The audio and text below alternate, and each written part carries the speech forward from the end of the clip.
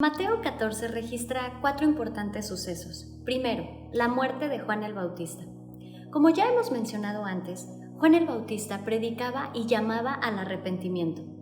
De entre los que señaló en error estaba nada más y nada menos que Herodes y su mujer Herodías. No tener miedo de llamar al pecado por el nombre que le corresponde, como dice la escritora Ellen G. White, le costó a Juan la vida. Lo cual nos lleva al segundo suceso. El versículo 13 dice que al oír la noticia de la muerte de Juan, Jesús se apartó. Sin embargo, la gente que tenía necesidades lo siguió y cuando él salió de la barca tuvo compasión de ellos y empezó a sanarlos. Ese día debió haber estado muy intenso, pues era una gran multitud la que estaba ahí y las horas del día fueron avanzando tanto que los discípulos preocupados por tanta gente le pidieron a Jesús que los despidiera para que ellos pudieran irse a comprar algo de comer. Se me estremece la piel de pensar en lo que sigue, cuando Jesús le pide a sus discípulos que le den ellos de comer. Me imagino su cara. ¿Cómo iban a hacer eso?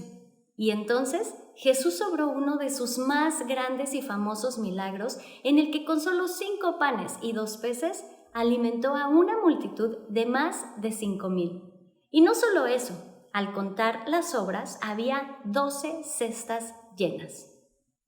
El siguiente suceso fue después del milagro de la alimentación a los 5,000. El versículo 23 dice que después de alimentarlos, subió al monte para orar, pero antes de eso, le pidió a sus discípulos que se adelantaran por barco. Para la hora que Jesús termina de orar, la barca ya estaba a la mitad del mar, y claro, quien creó el mundo y quien tiene autoridad ante la naturaleza, los alcanzó caminando sobre la mar. De noche, y con el viento en contra, los discípulos se turbaron y creyeron que era un fantasma.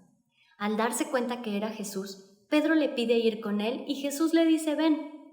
Todo empieza bien, sin embargo, Pedro se distrae con el viento y comienza a hundirse. Es interesante que Jesús al salvarlo dice: ¿por qué dudaste?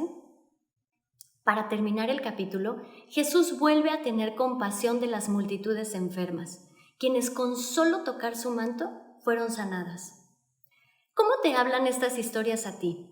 De todo el capítulo, yo aprendo que aunque seamos seguidores de Jesús, eso mismo nos puede llevar a grandes problemas, incluso la muerte. También que en manos de Jesús todo se multiplica. ¿Estás en este momento turbado porque tus esfuerzos no tienen suficiente fruto? Llévalos a Jesús para que Él los multiplique como hizo con los panes y los peces. Otro aprendizaje es no quitar la vista de Jesús a pesar de las dificultades que puedan distraernos. ¿Por qué dudamos? Me dio mucho gusto compartir contigo estos capítulos de Mateo. Deseo que tú también puedas aprender e interiorizar las maravillosas enseñanzas que Jesús tiene para nosotros a través de su palabra.